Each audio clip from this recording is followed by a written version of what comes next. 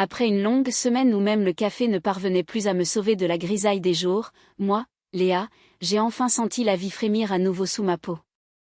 En revenant de mon petit boulot dans un garage de montage de pneus dans ma ville natale de Reims, j'ai bifurqué vers la place d'Erlon, là où se rassemble la jeunesse, les retraités, et simplement ceux qui n'ont nulle part où se presser en été. J'ai garé ma moto, une vieille moto bécane noire avec des bandes rouges, juste à côté d'un banc en bois sous un platane. C'était ma fierté. Une vieille mécanique, certes, mais elle répondait à chacun de mes mouvements comme un être vivant. J'ai retiré mon casque, un modèle bleu foncé couvert de graffitis, et j'ai immédiatement secoué la tête pour que mes cheveux tombent en cascade sur mes épaules. Je ne les avais pas attachés exprès, je voulais sentir le vent sur ma peau. Ma tenue du jour, une courte veste en simili-cuir, un jean moulant et des baskets à semelles rouges. L'image d'une fille audacieuse, mais au fond, tendre. J'aimais la façon dont les hommes plus âgés me regardaient, avec une approbation contenue. Je le remarquais, et soudain, comme si le scénario était écrit d'avance, il est apparu. Sortant de derrière le kiosque à glace, c'était lui. Loïc. Un ancien camarade de classe, un peu plus musclé maintenant, avec une barbe de 3 jours et ce regard qui me donnait toujours des papillons dans le ventre. Il portait une veste en jean ouverte sur un t-shirt blanc et un pantalon légèrement déchiré, comme un musicien de rue. Il marchait sans se presser, avec cette confiance décontractée qu'on ne peut pas simuler, on la respire. « Salut, la motarde », dit-il en souriant jusqu'aux oreilles.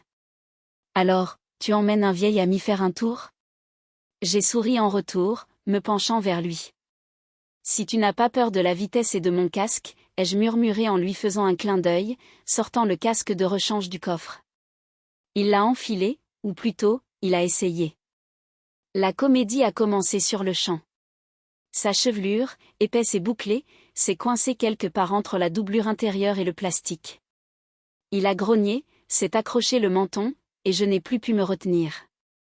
J'ai ri si fort que j'ai dû m'appuyer contre la moto pour ne pas tomber.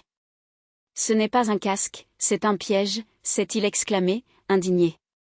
Ses yeux étaient à peine visibles et son visage ressemblait à celui d'un chat effarouché. « Tu es juste trop chevelu pour mon monde », ai-je rétorqué en essuyant une larme de rire. Loïc a tenté de fourrer ses cheveux à l'intérieur, alors je me suis approchée et j'ai commencé à l'aider doucement. J'ai touché son front, passé mes doigts sur ses tempes, et à un certain moment, nos regards se sont croisés. Il s'est figé. Moi aussi. Une tension a flotté entre nous, ni grossière, ni vulgaire. C'était comme l'électricité d'un contact en hiver. « Tu te moques de moi exprès, c'est ça », a-t-il marmonné avec un petit rire, mais avec un regard d'une chaleur inhabituelle. Le casque ne lui allait décidément pas, et, résigné, j'ai enlevé le mien. Un modèle rose à paillettes. Il a grimacé. « Non, sérieusement ? C'est une honte glamour. Soit tu roules avec la honte glamour, soit tu restes ici avec ta crinière rebelle. » Et je le lui ai tendu. Il a cédé. Étonnamment, le casque rose lui allait parfaitement et il avait l'air diablement mignon avec.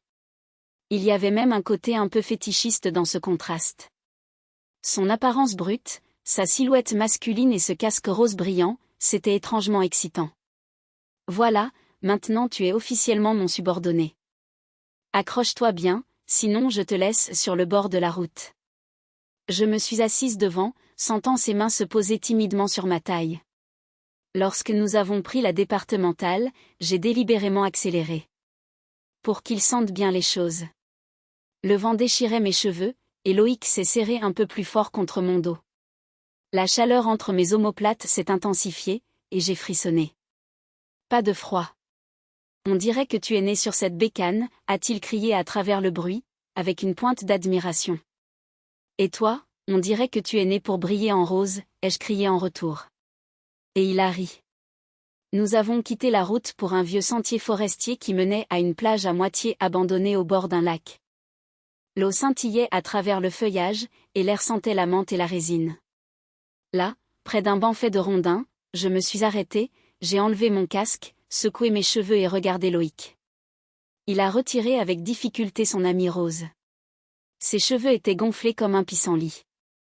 J'ai éclaté de rire. « Maintenant, Tu ressembles à une rockstar après une tournée.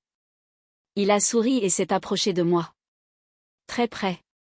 Nos mains se sont effleurées par hasard, et je n'ai pas retiré la mienne. Mon cœur s'est mis à battre plus fort. Tu sais, Léa, je n'arrête pas de penser. Peut-être que ce n'est pas pour rien que je ne t'ai pas invité au bal de promo? Peut-être qu'on aurait pu être comme ça, plus tôt. A-t-il commencé, mais j'ai posé un doigt sur ses lèvres. Ne dis rien. Sois juste là, maintenant. Et nous sommes restés assis au bord de l'eau, sans nous presser. Le vent emmêlait mes cheveux, et lui, sans un mot, remettait délicatement les mèches rebelles derrière mon oreille. Ce geste, si intime, semblait effacer les frontières qui existaient entre nous. Il ne m'a pas embrassée, mais ce n'était pas nécessaire. Tout était déjà dans l'air. Loïc ne m'a pas écrit pendant quelques jours. Pas de like, pas de stories, pas même l'excuse bidon, ma batterie était à plat. Je pensais que peut-être notre soirée au bord du lac n'était qu'un hasard, une belle étincelle sans lendemain. Mais le 3e jour, alors que, n'attendant plus aucun signal, j'avais commencé à bricoler dans le garage de mon oncle, son message est arrivé comme un éclair. Tu es libre ce soir? J'ai une idée. Bien sûr, je n'ai rien laissé paraître, répondant 1 heure plus tard, libre, seulement si ce n'est pas un enlèvement. Pire, c'est une aventure. Il m'a demandé de le rejoindre non pas en ville, mais à la campagne, dans un vieux village près de Giverny où ses grands-parents avaient un pavillon. J'ai calculé, le trajet n'était pas court, mais la soirée promettait d'être intéressante. Je me suis changée. À la place de mon jean habituel, j'ai enfilé une jupe courte couleur kaki et des bas opaques épais montant jusqu'à mi-cuisse. Aux pieds, des bottines à plateforme imposante, et en haut, un pull léger à épaules dénudées et une courte veste. La tenue était presque provocante, mais restait dans les limites. J'ai même choisi mon casque pour qu'il soit assorti à la semelle de mes chaussures. Quand je suis arrivée, le soleil commençait déjà à sombrer derrière l'horizon, laissant des traînées d'or dans le ciel. La maison de Loïc ressemblait à une scène de film. Une véranda à la peinture écaillée, une balancelle et beaucoup de vignes vierges. Il est sorti à ma rencontre avec 2 tasses, vêtu d'un simple débardeur et d'un pantalon de sport. Dans ses mains, il tenait ce fameux casque rose. Sérieusement, tu l'as encore, ai-je reniflé. C'est mon porte-bonheur maintenant. Et d'ailleurs, avec toi, il ne porte pas chance qu'à moi. Il m'a conduite dans l'arrière-cour, où se trouvait la vieille moto de son grand-père, entièrement restaurée, toute chromée, brillant comme si elle sortait d'une exposition. Je veux qu'on sorte avec elle ce soir. Tu pilotes. Je suis ton passager. D'accord? Mon cœur vrombissait déjà comme un moteur. Nous avons quitté le pavillon, 15 minutes plus tard, nous filions sur les chemins de campagne. La poussière s'élevait derrière nous, les étoiles commençaient à poindre dans le ciel, et ses mains étaient de nouveau sur ma taille. Mais cette fois, plus ferme, sans la moindre hésitation. Loïc se penchait de plus en plus souvent vers moi, me chuchotant des choses à l'oreille, et ses doigts glissaient parfois un peu plus bas, frôlant le bord de ma jupe. C'était un jeu à la limite, mais sans jamais la franchir. Mon pouls battait dans ma gorge. Je sentais son souffle sur mon cou et je me surprenais à accélérer pour que ce moment dure plus longtemps. Nous nous sommes arrêtés dans une ancienne clairière. Il y avait eu une base de loisirs ici, mais il ne restait que des ruines envahies par la végétation et des poteaux en béton. Le silence était si profond qu'on entendait le vent bruire dans les feuilles sèches. Il a dit doucement. Tout ça. Toi, ta jupe, tes bottines, tes cheveux en désordre, comme si tu sortais de mes fantasmes. J'ai souri, sans détourner le regard. Un léger frisson a parcouru mes épaules, et il a immédiatement posé sa veste sur mon dos. Sous le tissu, son odeur, un mélange de tabac, de bois et de quelque chose de plus intime. On dirait que tu as tout choisi exprès pour me faire perdre le nord, ai-je chuchoté. Et toi, on dirait que tu es venu exprès pour que ça arrive. Le silence était trop dense. Il s'est approché, sans me toucher, mais presque. Ses doigts se sont attardés sur ma joue, puis ont très doucement effleuré mes lèvres. Mais il n'a pas embrassé. Juste à temps, prudemment, comme pour tester jusqu'où il pouvait aller. J'ai attrapé son poignet, je l'ai retenu, si je t'embrasse maintenant, tout va changer. et si je ne t'embrasse pas, je le regretterai. J'ai hoché la tête. Il s'est approché, a inspiré mon parfum, mais s'est arrêté. Alors je ferai mieux de le faire quand tu ne pourras absolument pas refuser. Un message est arrivé à l'improviste, quelques jours plus tard. Tu veux aller près de Saumur? Il y a un festival sur les bords de la Loire. J'ai une tante. Alors, tu me proposes une virée romantique avec feu de camp et moustiques? Les moustiques, non. Le feu de camp, oui. Et des frontières à chatouiller. Peut-être. J'ai souri. Il savait exactement comment présenter l'idée. 2 heures plus tard, nous étions déjà sur la route. Je portais une combinaison de sport noir avec un dos nu, une courte veste en jean et des baskets légères. J'avais rassemblé mes cheveux en un chignon, mais laissé quelques mèches pour que le vent joue avec. Dans mon sac à dos, un débardeur, un short et de la lingerie de nuit, plus pour la confiance en moi que par nécessité. Mais l'idée me réchauffait de l'intérieur. Le festival était vibrant. Des gens avec des guitares, des tentes, des rires, l'odeur des grillades et de la vase du fleuve. Nous avons monté la tente un peu à l'écart, sous un saule. À côté, une barque était amarrée à un bouleau. Autour, des guirlandes lumineuses scintillaient. Quelqu'un jouait de l'accordéon, et d'autres lançaient des lanternes célestes dans le ciel. Loïc a apporté 2 gobelets de vin chaud, s'est assis à côté de moi, et nous avons regardé en silence les étoiles se refléter sur l'eau. Il a enlevé sa veste et l'a posée sur mes épaules. Avec toi, je me sens à la fois en sécurité et en danger, a-t-il dit sans me regarder. Pourquoi? Parce que je ne contrôle plus mes pensées quand tu es là. Et tu te promènes comme le péché incarné. J'ai souri. C'était agréable et très juste. Je sentais qu'il luttait contre lui-même, et je luttais moi-même. Mais cette nuit-là, l'un de nous devait céder. Quand les feux ont commencé à s'éteindre, nous sommes retournés à la tente. Il m'a aidé à ouvrir la fermeture éclair de mon sac. En touchant accidentellement ma taille, je me suis figée, non de froid, mais de désir. Tu m'aides avec le matelas? Sa voix a tremblé. Nous avons déplié le sac de couchage. Je me suis allongée la première, et lui à côté. Dos à dos, puis épaule contre épaule, puis sa main a glissé sur ma hanche, à travers le tissu de ma combinaison. Prudemment. Il attendait que je l'arrête, mais je ne l'ai pas fait. Léa, a-t-il chuchoté.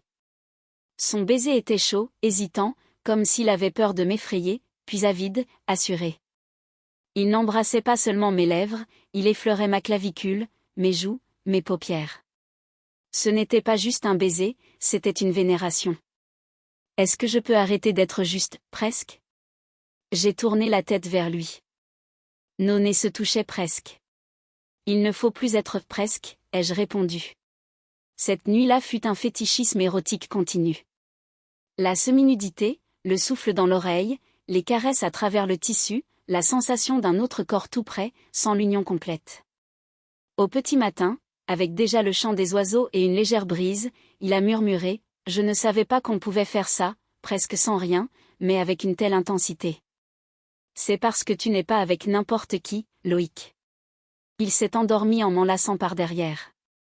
J'ai longtemps regardé les motifs de la toile de tente, sentant sa paume sur ma taille. Mais tout ça ne pouvait pas durer éternellement. Dans la journée, alors que nous rangions nos affaires, un message est arrivé sur son téléphone. Il a sursauté, l'a lu, et a pâli. « Tout va bien ?» ai-je demandé. Il a lentement levé les yeux. « Je dois rentrer. » D'urgence. C'est lié au passé. Je ne peux pas l'expliquer. Pardonne-moi. Il n'a pas menti, mais n'a pas dit la vérité non plus. Il est monté sur sa moto, seul, et il est parti. Je suis restée là, dans un nuage de poussière, avec l'odeur de sa peau sur mon corps. Après ce matin-là, Loïc ne répondait plus. Ni appel, ni message. Rien. Je sentais un vide gronder dans ma poitrine. Je suis restée des semaines sans nouvelles. J'étais fière, mais j'étais aussi humaine. La 3e semaine, une lettre est arrivée dans ma boîte. Du vrai papier, sans enveloppe. Juste une feuille pliée en 2, avec une odeur que je ne confondrai jamais. Un mélange de vent, de métal et de quelque chose qu'il avait un jour appelé mon phéromone. Léa, si tu lis ça, c'est que je me suis enfin décidée. Je n'ai pas disparu comme ça. Je ne suis pas mort, je ne me suis pas enfui. Je suis retourné d'où je venais, dans mon passé, et il s'est avéré plus lourd que prévu. J'ai une fille. Je ne l'ai appris que récemment, d'une femme avec qui j'étais avant l'armée. Elle ne demande rien, mais je ne pouvais pas tourner le dos. Je ne pouvais pas, et je ne peux pas, être avec toi pour l'instant. Loïc.